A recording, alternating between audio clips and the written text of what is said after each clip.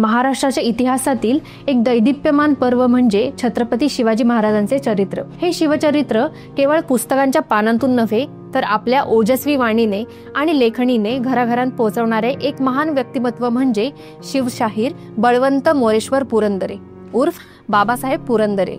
आपल्या संपूर्ण आयुष्याचा एक एक क्षण त्यांनी शिवचरित्राच्या प्रचार प्रसारासाठी वेचला। इतिहास संशोधक, लेखक, नाटककार आणि वक्ते अशा विविध भूमिकांतून त्यांनी महाराष्ट्राच्या आणि देशाच्या सांस्कृतिक जीवनात अमूल्य योगदान दिले। त्यांच्या पुण्यतिथीनिमित्त या महान शिवशाहिराच्या अलौकिक जीवन प्रवासाचा आढावा घेणे हे खऱ्या अर्थाने त्यांचे स्मरण आहे। नमस्कार मंडळी, नाट्यविश्वास पुणे ह्या चॅनलमध्ये तुमचे सहर्ष स्वागत आहे। छत्रपती शिवाजी महाराजांचे चरित्र महाराष्ट्राच्या घराघरात पोहोचवणारे दिवंगत लेखक, इतिहास संशोधक व नाटककार शिवशाहीर बाबासाहेब पुरंदरे यांना त्यांच्या पुण्यतिथीनिमित्त विनम्र अभिवादन। आज त्यांच्या पुण्यतिथीनिमित्त आपण त्यांच्या संपूर्ण जीवन प्रवासावर प्रकाश टाकून त्यांना मानवंदना अर्पण करणार आहोत। बाबासाहेब पुरंदरे यांचा जन्म 1922 साली पुण्यात झाला। ते पुरंदरे ह्या पुण्यातील एक प्रतिष्ठित घराण्यातील होते, ज्यांचे पूर्वज पेशव्यांच्या दरबारातील वरिष्ठ सरदार होते। 1930 साली जेव्हा बाबासाहेब फक्त 7 वर्षांचे होते तेव्हा पुण्यात पुन्हा एकदा प्लेगचा प्रकोप झाला आणि पुरंदरे कुटुंबाला शहर सोडावे लागले। त्यांनी काही काळासाठी पुण्याच्या बाहेरील डोंजे गावात असलेल्या नातेवाईकांच्या घरी तात्पुरता मुक्काम केला। हेच गाव प्रसिद्ध सिंहगड किल्ल्याच्या पायथ्याशी वसलेले आहे। त्या काळात पुरंदरे कुटुंब वारंवार किल्ल्यावर जात असे आणि बाबासाहेबांचे वडील त्यांना सिंहगड किल्ल्याच्या आणि छत्रपती शिवाजी महाराजांच्या पराक्रमांच्या गोष्टी सांगत असत। त्या वयातच त्यांच्या कोवळ्या मनावर मराठा साम्राज्याचा इतिहास आणि किल्ल्यांच्या गडकोटांची मोहिनी इतकी प्रभावीपणे कोरली गेली की पुढील 9 दशके तो इतिहास आणि ती प्रेरणा हेच त्यांच्या आयुष्याचे एकमेव ध्येय बनले। सुरुवातीच्या काळात त्यांनी राष्ट्रीय स्वयंसेवक संघाशी जवळून काम केले आणि आचार्य प्रल्हाद केशव अत्रे यांच्या वृत्तपत्रात लेखनही केले। इतिहास संशोधनाचा ध्यास घेतलेल्या बाबासाहेबांनी आपले जीवन शिवचरित्राला समर्पित केले। त्यांनी महाराष्ट्रातील गड किल्ले, ऐतिहासिक दस्तऐवज आणि मराठी साम्राज्याच्या नोंदीचा सखोल अभ्यास केला। याच अभ्यासाच्या बळावर त्यांनी शिवचरित्रावर व्याख्याने देण्यास सुरुवात केली। आपल्या संपूर्ण आयुष्यात त्यांनी सुमारे 12,000हून अधिक व्याख्याने देऊन शिवचरित्राचा जयघोष केला। बाबासाहेब पुरंदरे यांची साहित्यिक कारकीर्द विपुल आणि बहुआयामी होती। त्यांनी ऐतिहासिक विषयांवर वर्णनात्मक लेखन, ललित कादंबरी लेखन, नाट्यलेखन आणि महानाट्याचे दिग्दर्शन केले। त्यांच्या प्रमुख साहित्यामध्ये पुरंदऱ्यांची दौलत, पुरंदऱ्यांची नौबत, गड किल्ल्यांची ऐतिहासिक माहिती देणारे गड संच आणि विशेषतः राजा शिवछत्रपती हा अजरामर ग्रंथ यांचा समावेश आहे। राजा शिवछत्रपती हा ग्रंथ बाबासाहेबांच्या अथक संशोधनाचे आणि परिश्रमाचे मूर्तिमंत उदाहरण आहे। शिवचरित्र घरोघरी पोहोचावे हे एकमेव ध्येय ठेवून त्यांनी हे कार्य हाती घेतले। या ग्रंथाच्या लेखनासाठी त्यांनी केवळ ऐतिहासिक कागदपत्रे आणि दस्तऐवज यांचा अभ्यास केला नाही, तर प्रत्यक्ष शिवकाळात वावरल्याप्रमाणे महाराष्ट्रातील बहुतेक सर्व गड किल्ले, सरदार घराणी आणि शिवकालीन स्थळे पालथी घातली।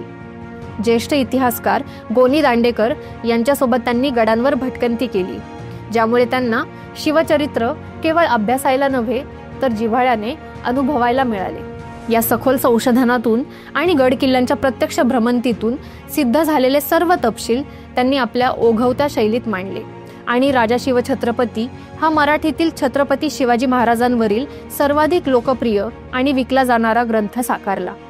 या ग्रंथाच्या सुमारे 16 आवृत्त्या आजपर्यंत 5 लाखांहून अधिक घरापर्यंत पोहोचल्या आहेत।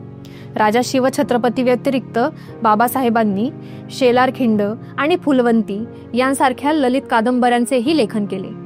शेलारखिंड या ऐतिहासिक कादंबरीवर आधारित सर्जा नावाचा मराठी चित्रपट 1987 साली प्रदर्शित झाला आहे। फुलवंती ही पेशवेकालीन कला सप्त नर्तिकेच्या कथावर आधारित कादंबरी आहे। याच कादंबरीवर आधारित फुलवंती नावाचा चित्रपट 2024 साली प्रदर्शित झाला। बाबासाहेब पुरंदरे यांनी लिहिलेले आणि दिग्दर्शित केलेले जाणता राजा हे महानाट्य त्यांच्या कार्याचा कळस अध्याय ठरले। छत्रपती शिवाजी महाराजांच्या जीवनचरित्रावर आधारित हे भव्य महानाट्य केवळ मनोरंजन नव्हते, तर तो शिवचरित्राचा अनुभव होता। घोडे, हत्ती, उंट आणि भव्य रंगमंच वापरून केलेल्या या महानाट्याचे प्रयोग महाराष्ट्रातच नव्हे तर परदेशातही झाले. हे महानाट्य जगभरात 1200हून अधिक वेळा मंचित झाले असून सुमारे 70 लाखांहून अधिक प्रेक्षकांनी ते पाहिले आहे. या महानाट्याच्या प्रयोगातून जमा झालेल्या लाखो रुपयांची मदत बाबासाहेबांनी अनेक सामाजिक आणि ऐतिहासिक संस्थांना केली. इतिहास संशोधक आणि साहित्यिक असण्यासोबतच बाबासाहेब पुरंदरे हे स्वातंत्र्य सैनिकही होते. भारताच्या स्वातंत्र्यानंतरही पोर्तुगीजांच्या ताब्यात असलेला दादरा नगर हवेलीचा भाग मुक्त करण्यासाठी जो सशस्त्र लढा झाला, त्या दादरा नगर हवेली मुक्ती संग्रामात बाबासाहेब पुरंदरे यांनी सक्रिय सहभाग घेतला होता. सुधीर फडके यांच्यासोबत ते या लढ्यात हिरिरीने सहभागी झाले आणि त्यांनी मुख्य सेनानी म्हणून कार्य केले. या प्रदेशात ते 6-7 महिने कार्यरत होते. त्यांच्या ओजस्वी व्याख्यानांनी तरुणांमध्ये लढण्याचा हुंकार निर्माण केला आणि मुक्ती संग्रामाला निर्णायक वेग दिला.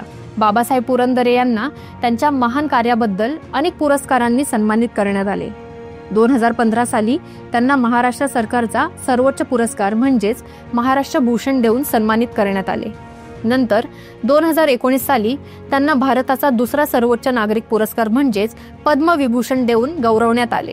वयाच्या 100व्या वर्षांपर्यंत शिवचरित्र आणि इतिहासाच्या कार्यात मग्न असलेले बाबासाहेब पुरंदरे यांचे वृद्धापकाळामुळे 15 नोव्हेंबर 2021 रोजी पुणे येथे निधन झाले. थोडक्यात शिवशाहीर बाबासाहेब पुरंदरे हे केवळ एक लेखक किंवा इतिहासकार नव्हते, ते शिवचरित्राचे चालते बोलते विद्यापीठ होते. त्यांनी इतिहास माझघरापर्यंत गेला पाहिजे, पाळण्यापर्यंत गेला पाहिजे हे व्रत आयुष्यभर पाळले.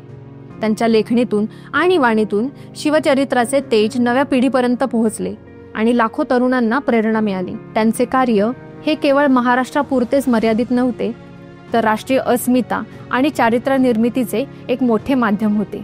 तर मंडळी, आजच्या पुरतं एवढंच. आम्हाला आशा आहे की तुम्हाला आमचा हा पॉडकास्ट अवश्य आवडला असेल. आवडला असल्यास लाईक व शेअर करायला विसरू नका व खाली दिलेल्या कॉमेंट बॉक्समध्ये आपले विचार व मत मांडण्यास अजिबात संकोच करू नका. नाट्यविश्वास पुणेच्या पुढील अपडेट्स जाणून घेण्यासाठी आमच्या चॅनलला सबस्क्राईब करा व बेल आयकॉन प्रेस करायला विसरू नका. धन्यवाद.